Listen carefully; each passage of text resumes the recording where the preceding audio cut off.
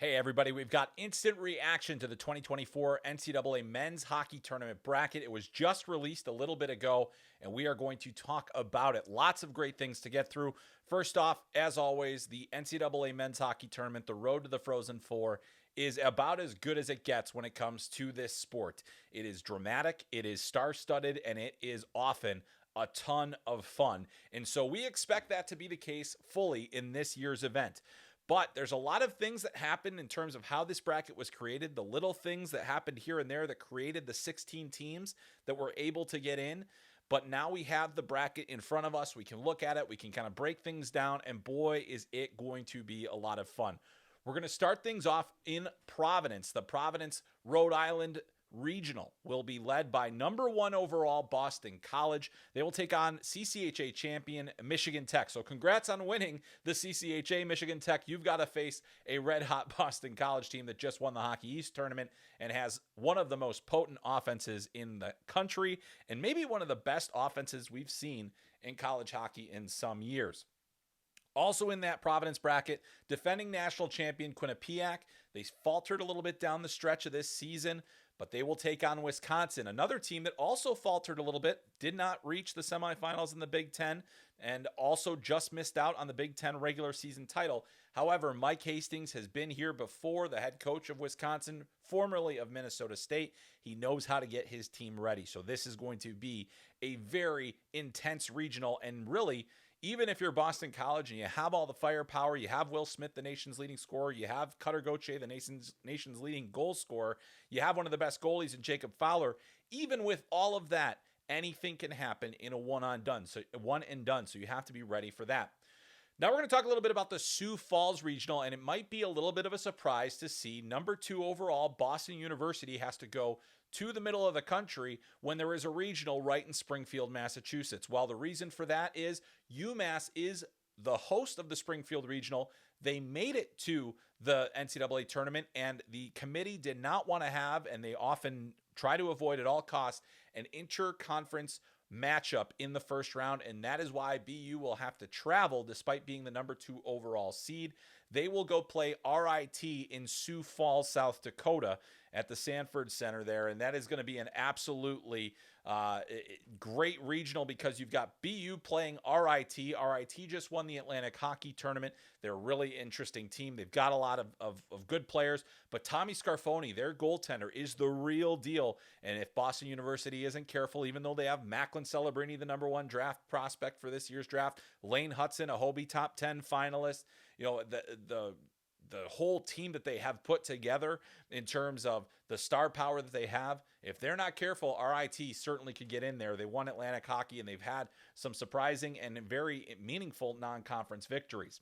Also in Sioux Falls will be Minnesota. They're going to be one of the closest, and they'll play Omaha, who's actually the host school of this regional, and the reason that North Dakota will not be playing with their neighbors in the South, in South Dakota. They are going to Maryland Heights. We'll talk about them in just a minute.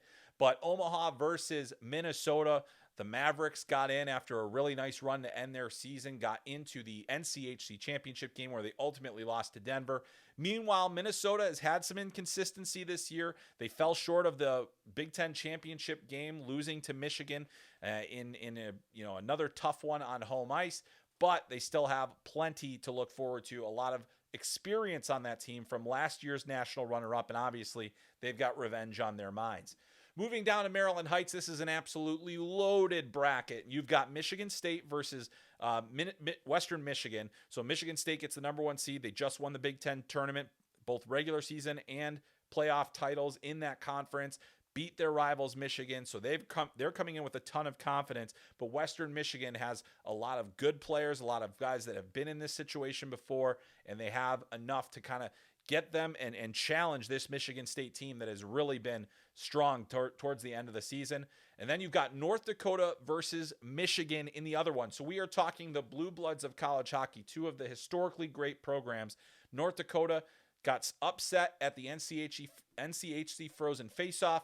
Michigan loses in the Big Ten championship game. These are teams coming in with a chip on their shoulder. That is going to be an absolute barn burner. Now, it's going to be in Maryland Heights at the Centene Community Ice Center, and this arena holds about 2,500 to 3,000 people. So this is going to be an intimate setting, and North Dakota fans travel. So get ready for that one. It is going to be an absolute barn burner. Those two teams with that number of fans, I think tickets are going to be hard to come by. And even if you're in St. Louis, you better get over there and try to get those tickets quickly, because this is some of the premier college hockey teams that you could possibly want right in your backyard right there. Lastly, we go to Springfield. And as I mentioned, BU doesn't get to stay in state. Instead, UMass gets that spot, but UMass will have to play Denver, who just won the NCHC tournament title. And Denver, of course, one of the perennial powerhouses and a team that always is a threat for a national championship. They'll be taking on UMass there, basically a home ice advantage for UMass, as that will be a tough one for Denver. But UMass is coming off of some kind of inconsistencies this season. They tend to struggle against the top tier teams this year. Meanwhile, you'll have Maine and Cornell. Cornell won the ECAC tournament, and they got in on it with an auto bid. They had to win that tournament to keep their spot, as they were on the pairwise bubble. Meanwhile, Maine has had a tremendously resurgent season under Ben Barr. They have Josh and Bradley Nadeau, two of the top scorers in college hockey, and Bradley, a first-round draft pick of the Carolina Hurricanes. Absolutely incredible group there. And then you got just so much excitement around that Black Bear program that I'm guessing there will be more than a few Maine jerseys out there. So as we get set for this entire tournament, we'll have a complete preview on Talking Hockey Sense on FloHockey. We'll break down these matchups a lot more. We'll break down these regionals and also some of the decisions. We'll also talk about the NHL prospects. And I'm telling you, there are dozens and dozens of NHL prospects that will be in the NCAA tournament, so you will not want to miss it. Make sure you stay close to FloHockey.tv. I'm Chris Peters. We'll see you soon.